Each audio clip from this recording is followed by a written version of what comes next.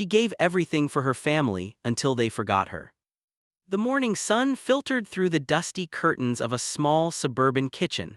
The smell of brewed coffee lingered in the air, mixed with the faint scent of pancakes slightly burned on one side, the way her youngest used to like them.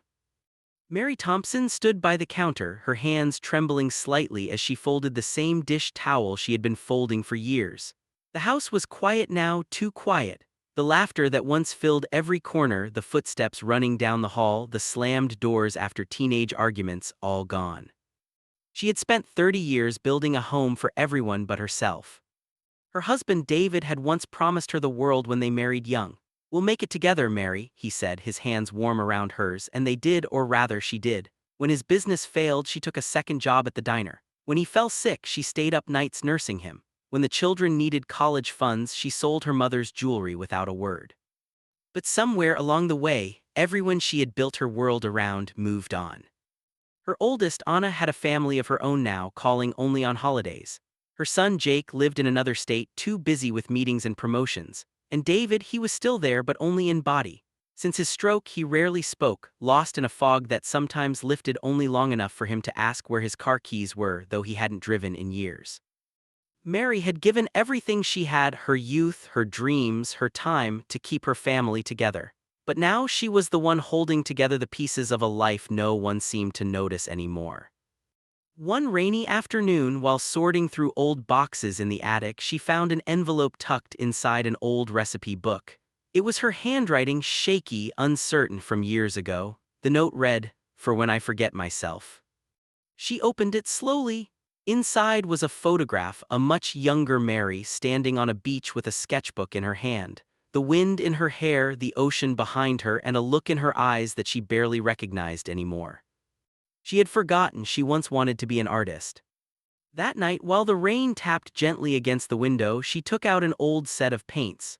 Her hands shook as she dipped the brush into the blue pigment, but as the bristles met the canvas, something stirred inside her, something she thought was long gone. The next morning, for the first time in years, Mary woke up before the alarm, not to make breakfast, but to paint the sunrise she'd been watching for decades and never truly seen. Days turned into weeks and her small kitchen table transformed into an art studio. She painted the life she had lived, the quiet sacrifices, the unseen love, the laughter that used to echo through the hallways. And soon her walls became a gallery of her own memories. One afternoon, a neighbor dropped by to return a borrowed casserole dish. Her eyes widened when she saw the paintings. "Mary, these are incredible. Have you ever thought of showing them?" Mary smiled shyly. "Oh no, these are just memories." But the neighbor insisted. She had a friend who managed a small art gallery downtown. "At least let her see them," she urged. A week later, Mary stood in that same gallery, nervously clutching her purse. The curator, a kind-eyed woman named Claire, walked slowly around the room, studying each canvas. "Your work," she said softly, "feels like home." Those words made something break open inside Mary, something warm, something alive. A month later, she had her first exhibition. The night it opened, she almost didn't go. What if no one came? What if her children laughed at the idea of their mother, the woman who packed lunches and ironed shirts, calling herself an artist? But the gallery was full. Strangers stood quietly before her paintings, some with tears in their eyes. They saw her story even if her own family hadn't. Just before the event ended, she heard a familiar voice behind her.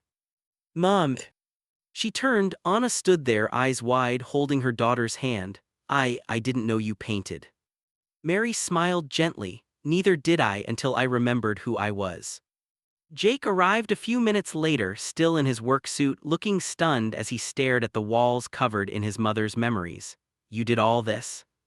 "Yes," she said, her voice steady now. "This is what happens when you finally do something for yourself." For a moment, silence hung in the air, and then Jake reached out, taking her paint-stained hand. "I'm proud of you, Mom." The words she had waited a lifetime to hear. That night, as the lights dimmed and the guests drifted out, Mary stood by her favorite painting, the one of the beach with a young woman and a sketchbook. And for the first time in her life, she didn't feel forgotten, she felt found.